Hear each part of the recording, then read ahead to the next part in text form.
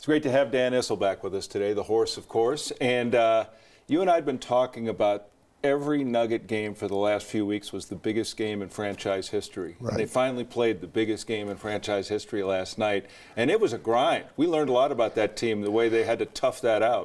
Tommy, if from a basketball perspective, it was terrible. It was rough. I mean, we turned the ball over 4 out of the first 5 possessions. We were 1 for 15 at the first half and from the three-point line, and 3 for 8 from the free throw line. But as ugly as that game was, it was a beautiful game to watch for Nuggets fans. I saw so much of your career, and I always felt, with especially the Doug Moe teams, that felt, you know, the Nuggets can put up points, and then in the playoffs it gets tougher, it gets grimier.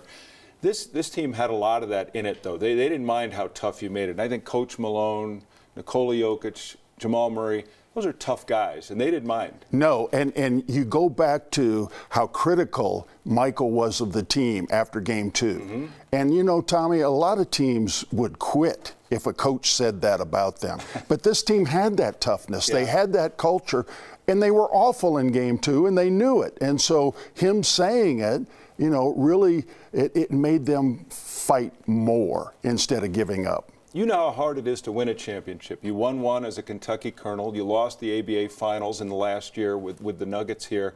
And you've been to conference finals when you played here and coaching. I mean, it just, you know how hard it is to win. And that's got to impress you for someone who's been there and seen how difficult it can be. Yeah, but this team, I got a good feeling about this team early on. I think I told you, I ran into Michael in the hallway. I went to a game right before Christmas. Right. Ran into Michael in the hallway, and I said, you can win this whole thing. And I really felt good. You know, there were years, I think we've lost to the Lakers 7 straight playoff series. But this year, we were better than anybody. And so when you get some luck, you stay healthy, and you get a few bounces to go your way, you can win a championship. But it is awfully, awfully hard. So many people have been reflecting on 47 years, and for you, 48, since you came over and played the ABA season as well. I mean, did you ever concern yourself that it might never happen because it is so hard to do, and it seemed like there was always another team with another guy somewhere who was going to get in your way? Yeah, you know, I go back to my ABA days. I played with 3 Hall of Famers with the Kentucky Colonels. Mm-hmm. Artis Gilmore, Louis Dampier, Hugh B. Brown was our coach. And we had the best team in the ABA 3 or maybe 4 years that I was there.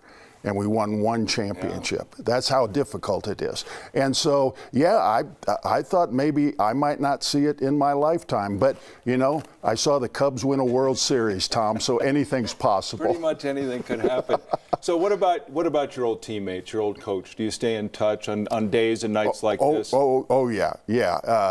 Last night, my phone just blew up with text messages, heard from people I hadn't heard from for a long, long time.